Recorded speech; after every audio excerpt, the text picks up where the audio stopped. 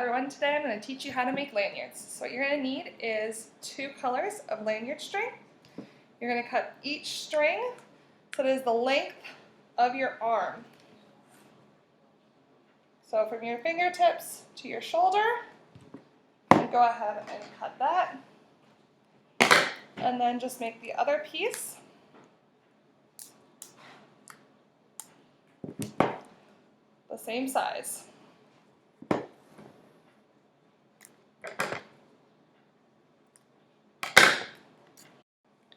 To start with, we have our 2 strings.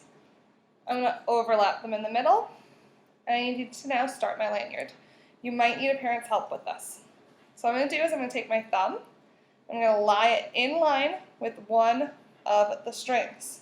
Take the other string, I'm going to put them over my thumb. So once again, my thumb is on top of a string, I take the other 2 strings, and I go over and across. Now I'm going to take one end, I'm going to go over the first one, under the second one. And I want to make sure that it ends up on the loop side of this purple string. So see, I want it on that loop side, over here, of the purple string. Now I'm going to take the other orange, I'm going to go over the first purple, under the second purple. Once again, it's on the loop side of the purple string, not the string side. If it's on the string side, it'll fall apart. So I'm going to do it one more time for you. Take my 2 strings, I cross them at their center. So they're crossed. I put my thumb in line with one of the strings. Take the other string and I put it over on both sides, holding it with my fingers. I take my orange string, I go over the first, under the second to make sure I line up with the loop side of this purple string, not the string side. Over and under. And I do the same thing with the other orange. I go over and under. Once again, I make sure that I'm in the loop side, not the string side. Now I'm going to pull all 4 of them gently until it's nice and tight together. So now I have the start of my lanyard. Now, it's tricky until you hit the point that you have more to hold on to. If you need to, once again, you can use your thumb, like we did during the start. So I could go over and over. I can use my thumb to help support them. And then I go over and under. Go over and under. And over and under again. And I'm just going to keep repeating that. So I'll do a few more so that you can get the hang of it.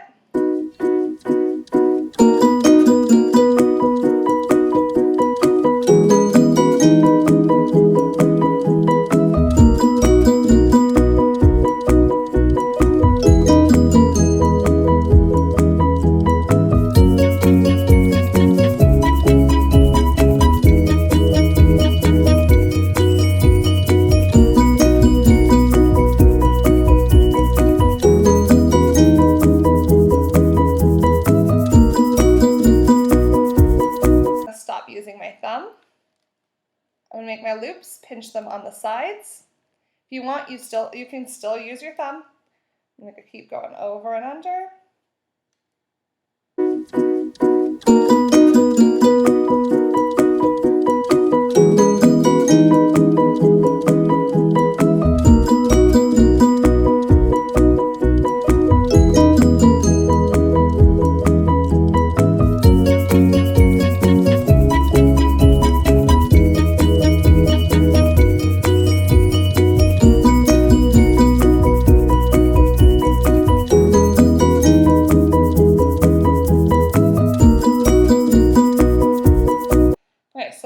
Now that you've gotten the hang of the across stitch, so the square stitch, going over and under and staying in all strings staying on the same side, I'm going to teach you a slightly trickier stitch. Okay?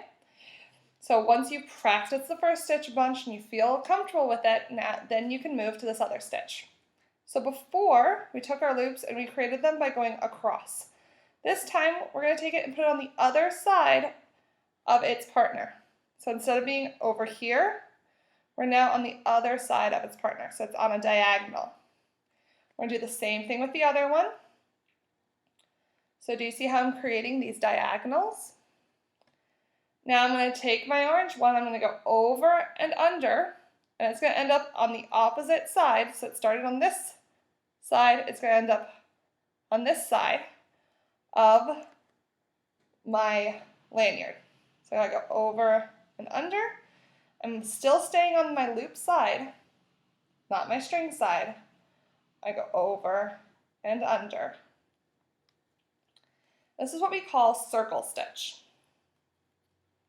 So once again, you're going on the diagonal instead of across, taking it to the other side of its partner string. So I take my purples and make my loops. My oranges, once again, also cross. Go over and under, and over and under. And pull.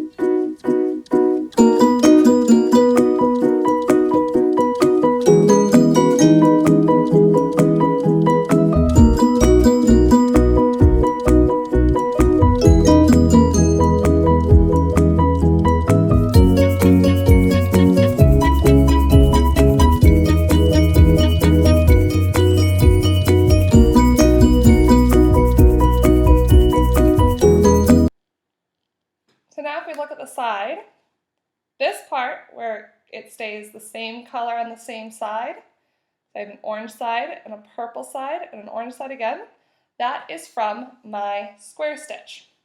My circular stitch is where it's spinning, where I have stripes of the colors going around.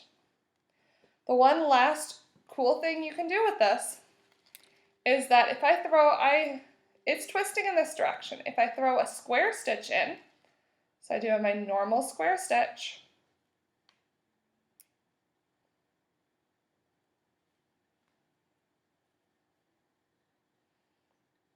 so I've done my normal square stitch. If I do that and then go back to my circular stitch, so once again going across on a diagonal, and I continue my circle stitch for a couple stitches, we're going to see how it affects my twist, the design that I have on the outside.